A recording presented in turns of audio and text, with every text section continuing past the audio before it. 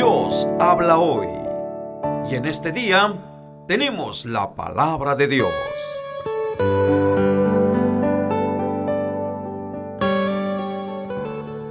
Marcos capítulo 13. Jesús predice eventos futuros. Cuando Jesús salía del templo ese día, uno de sus discípulos le dijo: Maestro, mira estos magníficos edificios. Observa las impresionantes piedras en los muros. Jesús respondió: Sí, mira estos grandes edificios, pero serán demolidos por completo. No quedará ni una sola piedra sobre otra. Más tarde, Jesús se sentó en el monte de los Olivos, al otro lado del valle del templo. Pedro, Santiago, Juan y Andrés se le acercaron en privado y le preguntaron: Dinos, ¿cuándo sucederá todo eso? ¿Qué señal nos indicará que esas cosas están por cumplirse? Jesús contestó: No dejen que nadie los engañe, porque muchos vendrán en mi nombre y afirmarán: Yo soy el Mesías. Engañarán a muchos, y ustedes oirán de guerras y de amenazas de guerras. Pero no se dejen llevar por el pánico. Es verdad, esas cosas deben suceder, pero el fin no vendrá inmediatamente después. Una nación entrará en guerra con otra, un reino con otro reino. Habrá terremotos en muchas partes del mundo y también hambres. Pero eso es solo el comienzo de los dolores del parto. Luego vendrán más. Cuando esas cosas comiencen a suceder, tengan cuidado. Los entregarán a los tribunales y los golpearán en las sinagogas. Serán sometidos a juicio ante gobernantes y reyes por ser mis seguidores. Pero esa será una oportunidad para que ustedes les hablen de mí.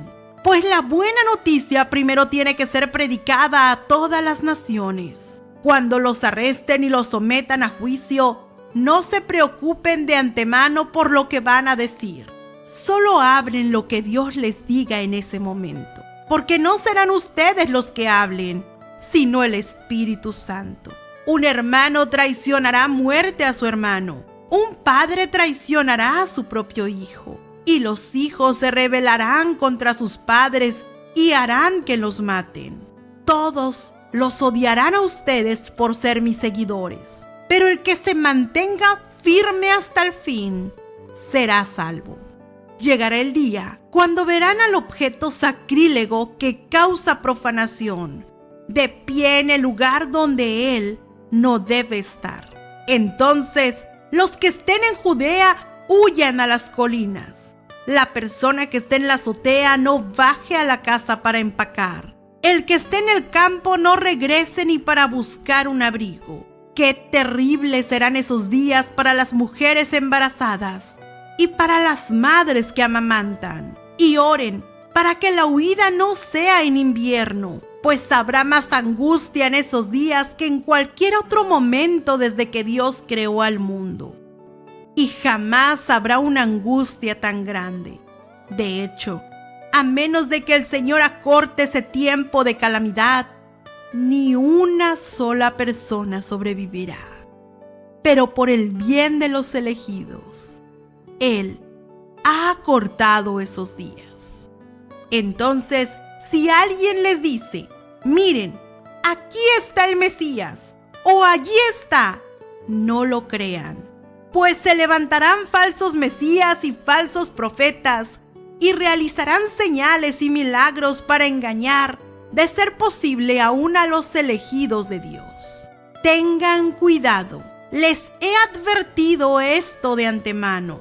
En ese tiempo, después de la angustia de esos días, el sol se oscurecerá y la luna no dará luz. Las estrellas caerán del cielo y los poderes de los cielos serán sacudidos. Entonces todos verán al Hijo del Hombre venir en las nubes con gran poder y gloria. Y Él enviará a sus ángeles para que reúnan a los elegidos de todas partes del mundo, desde los extremos más lejanos de la tierra y del cielo. Ahora aprendan una lección de la higuera. Cuando las ramas echan brotes y comienzan a salir las hojas, ustedes saben que el verano se acerca. De la misma manera, cuando vean que suceden todas estas cosas, sabrán que el regreso está muy cerca, a las puertas. Les digo la verdad, no pasará esta generación hasta que todas esas cosas sucedan. El cielo y la tierra desaparecerán, pero mis palabras no desaparecerán jamás. Sin embargo, nadie sabe el día ni la hora en que sucederán estas cosas. Ni siquiera los ángeles en el cielo, ni el propio Hijo, sino el Padre lo sabe. Y ya que ustedes tampoco saben cuándo llegará ese tiempo, manténganse en guardia. Estén alertas. La venida del Hijo del Hombre puede ilustrarse mediante la historia de un hombre que tenía que emprender un largo viaje. Cuando salió de casa, dio instrucciones a cada uno de sus esclavos sobre el trabajo que debían hacer y le dijo al portero que esperara su regreso.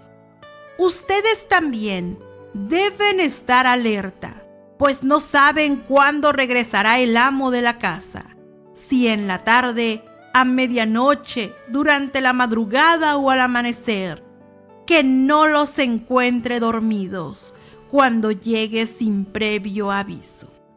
Les digo a ustedes lo que digo a todos: manténganse despiertos, esperándolo a Él.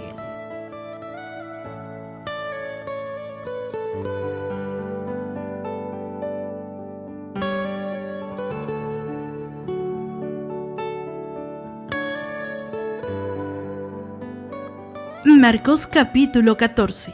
Jesús es ungido en Betania. Faltaban 2 días para la Pascua y el festival de los panes sin levadura. Los principales sacerdotes y los maestros de la ley religiosa seguían buscando una oportunidad para capturar a Jesús en secreto y matarlo. Pero no durante la celebración de la Pascua. Acordaron, no sea que la gente cause disturbios. Mientras tanto, Jesús se encontraba en Betania, en la casa de Simón, un hombre que había tenido lepra. Mientras comía, entró una mujer con un hermoso frasco de alabastro que contenía un perfume costoso, preparado con esencias de nardo. Ella abrió el frasco y derramó el perfume sobre la cabeza de Jesús. Algunos que estaban a la mesa se indignaron. ¿Por qué desperdiciar un perfume tan costoso?, preguntaron. Podría haberse vendido por el salario de un año y el dinero dado a los pobres. Así que la regañaron severamente. Pero Jesús respondió: déjenla en paz. ¿Por qué la critican por hacer algo tan bueno conmigo? Siempre habrá pobres con ustedes y pueden ayudarlos cuando quieran, pero a mí no siempre me tendrán. Ella hizo lo que pudo y ungió mi cuerpo en preparación para el entierro. Les digo la verdad, en cualquier lugar del mundo donde se predique la buena noticia, se recordará y se hablará de lo que hizo esta mujer. Judas acuerda traicionar a Jesús. Entonces, Judas Iscariote, uno de los 12 discípulos, fue a ver a los principales sacerdotes para llegar a un acuerdo de cómo entregarles a Jesús a traición. Ellos quedaron complacidos cuando oyeron la razón de su visita y le prometieron darle dinero. Entonces, él comenzó a buscar una oportunidad para traicionar a Jesús. La última cena. El primer día del festival de los panes sin levadura, cuando se sacrifica el cordero de la Pascua, los discípulos de Jesús le preguntaron: ¿dónde quieres que vayamos a prepararte la cena de Pascua? Así que Jesús envió a 2 de ellos a Jerusalén con las siguientes instrucciones: al entrar en la ciudad, se encontrarán con un hombre que lleva un cántaro de agua. Síganlo. En la casa donde él entre, díganle al dueño: el maestro pregunta, ¿dónde está el cuarto de huéspedes para que pueda comer la cena de Pascua con mis discípulos? Él los llevará a un cuarto grande en el piso de arriba, que ya está listo. Allí deben preparar nuestra cena. Entonces, los 2 discípulos entraron en la ciudad y encontraron todo como Jesús les había dicho, y allí prepararon la cena de Pascua. Por la noche, Jesús llegó con los 12. Mientras estaban a la mesa comiendo, Jesús dijo: les digo la verdad, uno de ustedes que está aquí comiendo conmigo me traicionará. Ellos, muy afligidos, le preguntaron uno por uno: ¿seré yo? Él contestó: es uno de ustedes 12 que come de este plato conmigo. Pues el Hijo del Hombre tiene que morir tal como lo declararon las Escrituras hace mucho tiempo. Pero qué aflicción le espera a aquel que lo traiciona. Para ese hombre sería mucho mejor no haber nacido.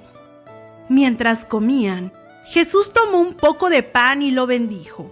Luego lo partió en trozos, lo dio a sus discípulos y dijo: tómenlo, porque esto es mi cuerpo. Y tomó en sus manos una copa de vino y dio gracias a Dios por ella. Se la dio a ellos y todos bebieron de la copa. Y les dijo: esto es mi sangre, la cual confirma el pacto entre Dios y su pueblo. Es derramada como sacrificio por muchos. Les digo la verdad, no volveré a beber vino hasta el día en que lo beba nuevo en el reino de Dios. Luego cantaron un himno y salieron al monte de los Olivos. Jesús predice la negación de Pedro. En el camino, Jesús le dijo: todos ustedes me abandonarán porque las Escrituras dicen: Dios golpeará al pastor y las ovejas se dispersarán.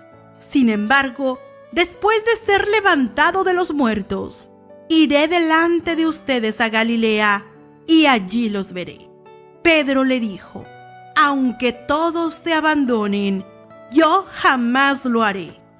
Jesús respondió: te digo la verdad, Pedro, esta misma noche, antes de que cante el gallo 2 veces, negarás 3 veces que me conoces.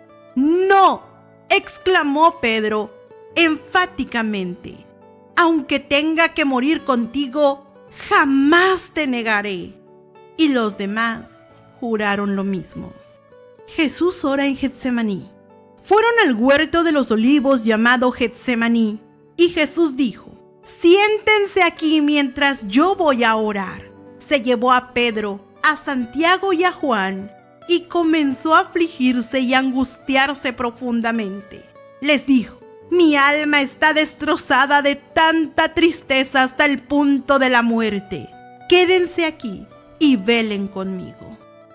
Se adelantó un poco más y cayó en tierra. Pidió en oración que, si fuera posible, pasara de él la horrible hora que le esperaba. Abba, Padre, clamó, todo es posible para ti. Te pido que quites esta copa de sufrimiento de mí. Sin embargo, quiero que se haga tu voluntad, no la mía. Luego volvió y encontró a los discípulos dormidos. Le dijo a Pedro: Simón, ¿estás dormido? ¿No pudiste velar conmigo ni siquiera 1 hora? Velen y oren para que no cedan ante la tentación, porque el espíritu está dispuesto, pero el cuerpo es débil. Entonces Jesús los dejó otra vez e hizo la misma oración que antes. Cuando regresó de nuevo a donde estaban ellos, los encontró dormidos porque no podían mantener los ojos abiertos y no sabían qué decir. Cuando volvió a ellos por 3ª vez, les dijo: adelante, duerman, descansen. Pero no, la hora ha llegado. El Hijo del Hombre es traicionado y entregado en manos de pecadores. Levántense, vamos, miren, el que me traiciona ya está aquí. Traicionan y arrestan a Jesús. En ese mismo instante, mientras Jesús todavía hablaba, llegó Judas, uno de los 12 discípulos, junto con una multitud de hombres armados con espadas y palos. Los habían enviado los principales sacerdotes, los maestros de la ley religiosa y los ancianos. El traidor, Judas, había acordado previamente con ellos una señal. Sabrán a cuál arrestar cuando yo los salude con un beso. Entonces podrán llevárselo bajo custodia. En cuanto llegaron, Judas se acercó a Jesús. «Rabí», exclamó, y le dio el beso. Entonces los otros agarraron a Jesús y lo arrestaron. Pero uno de los hombres que estaba con Jesús sacó su espada e hirió al esclavo del sumo sacerdote cortándole una oreja. Jesús le preguntó: ¿acaso soy un peligroso revolucionario para que vengan con espada y palos para arrestarme? ¿Por qué no me arrestaron en el templo? Estuve enseñando allí entre ustedes todos los días. Pero estas cosas suceden para que se cumplan lo que dicen las Escrituras acerca de mí. Entonces todos sus discípulos lo abandonaron y huyeron. Un joven que los seguía solamente llevaba puesta una camisa de noche de lino. Cuando la turba intentó agarrarlo, su camisa de noche se deslizó y huyó desnudo. Jesús ante el concilio.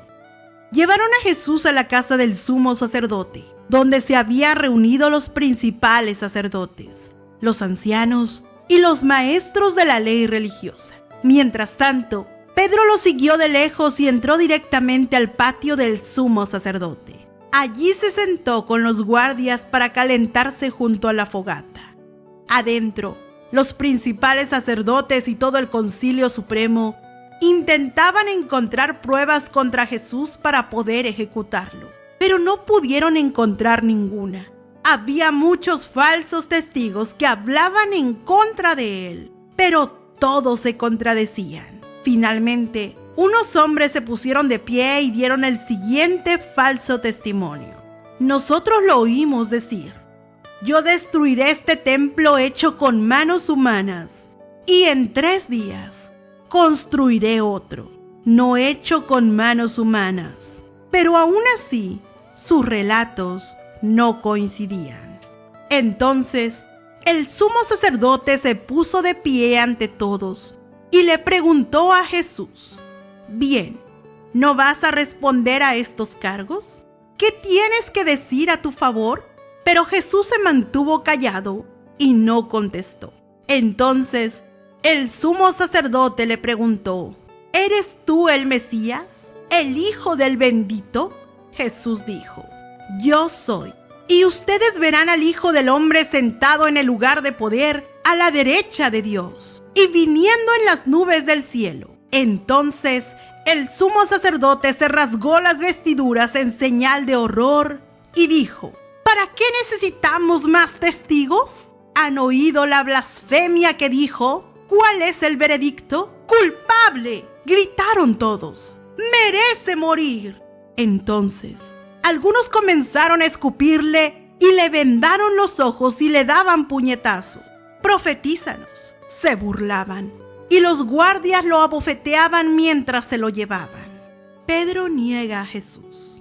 Mientras tanto, Pedro estaba abajo en el patio. Una de las sirvientas que trabajaba para el sumo sacerdote pasó y vio que Pedro se calentaba junto a la fogata.